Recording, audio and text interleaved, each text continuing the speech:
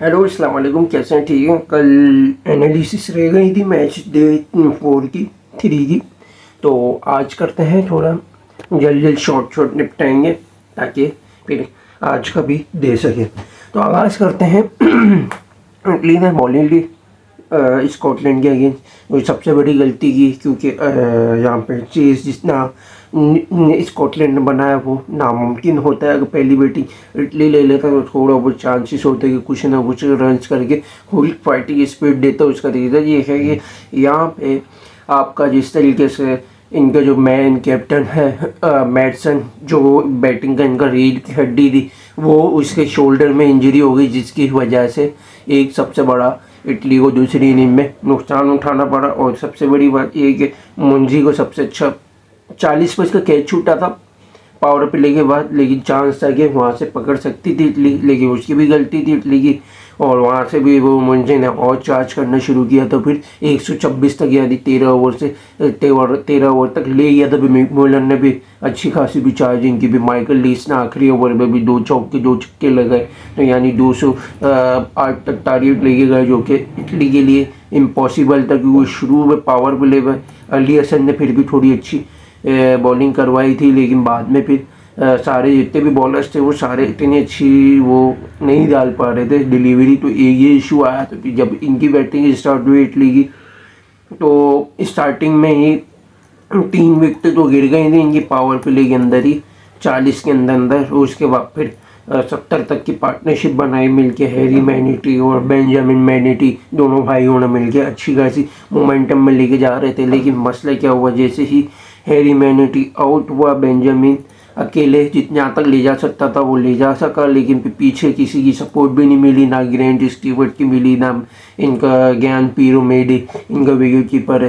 तो मालूम आगे गेम में जब आया तो फिर आपका फिर ये मैनिटी आउट हो गया, तो जिसके सबब Aahista Aahista line by line इनकी ऑल आउट कंसर्न बने ऑल आउट का। और जिसके सबब इनका जो मेन बैट्समैन था, अगर वो होता तो थोड़ी बहुत अगर मैनिटी को सपोर्ट मिलती तो करीब ले जा सकते थे। पॉसिबल तो था नहीं चेस, क्योंकि यहाँ पे 175-80 तक का टारगेट फिर भी पॉसिबल है, 200 प्लस तो नामुमकिन है। तो ये एक सबसे बड़ा नुकसान। फिर ओमान ने जिम्बाब्वे ने बॉलिंग ली, श्रीलंका की कंडीशन थी, तो उन्होंने नियमित माना कि दोपहर का है, शाम को थोड़ा सा ड्यू मिल सकता है और बैटिंग को थोड़ा बेनिफिट होगा, तो इसीलिए उन्होंने पहली बॉलिंग ली। तो इसलिए उसके सबब इनको फ़ायदा भी मिला। जैसे मुजराबानी, नागारवा दोनों ने पावर प्ले में धूम मचा दी। 5 विकेटें इनकी 27 पर गिर गई थी। फिर ऐसे कैसे करके इन्होंने पावर प्ले के बाद दोनों ने यानी विनय शुक्ला और नदीम खान ने जैसे तैसे करके मुझे चलाने का कोशिश किया, लेकिन इतना फ़ायदा हुआ नहीं, ज़्यादा देर तक चली रही क्योंकि विनय शुक्ला आउट हुआ। तो उसके बाद फिर विकेट की लाइनें लग गई।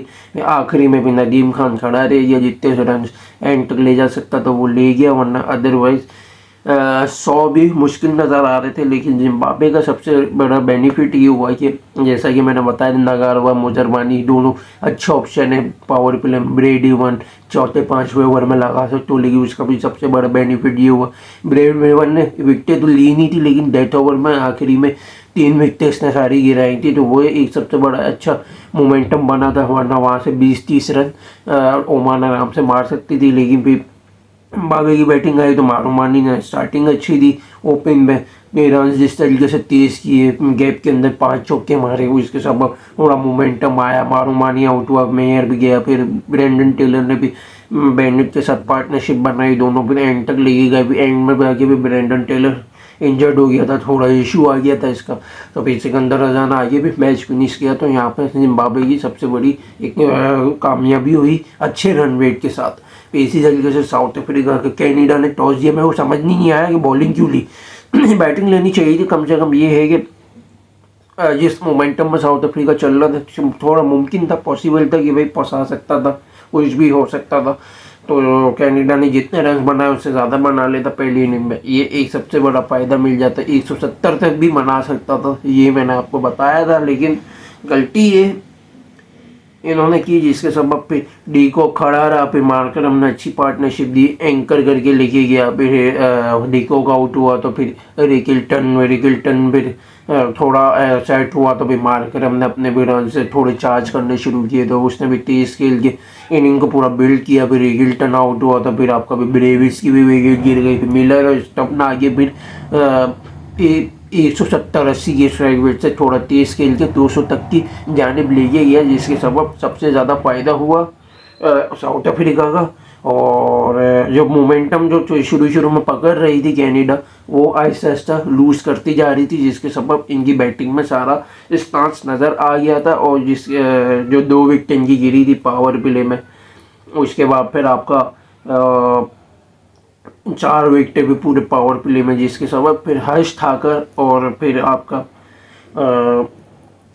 धालीवाल ने भी मिलके भी इनिंग को मुमकिन तो था नहीं कि चेज करें, लेकिन बस इनिंग को रन रेट को बेटर करने के लिए पॉइंट पे नेट रन रेट को उसको बेटर करने के लिए थोड़ा एफर्ट मार रहे थे। लेकिन ठाकर अच्छी नॉक खेल रहा था, धालीवाल थोड़ा अच्छी एंकर इनिंग दे रहा था। अगर टारगेट अगर कम होता तो ये इनिंग फिर भी काम आती, लेकिन ज़्यादा इनिंग टारगेट तो इतना फ़ायदा हुआ नहीं।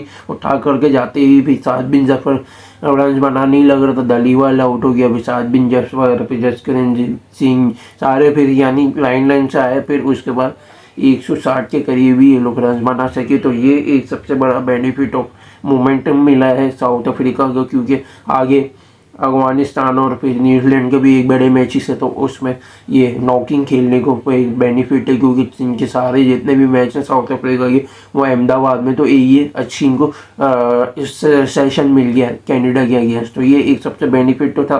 तो ये थी वीडियो, आज हमने शॉर्ट्स में सारे एनालिस्ट क्लियर कर दिए। तो यहीं तक जुड़े रहिएगा। Thanks for watching video. अल्लाह हाफिज़।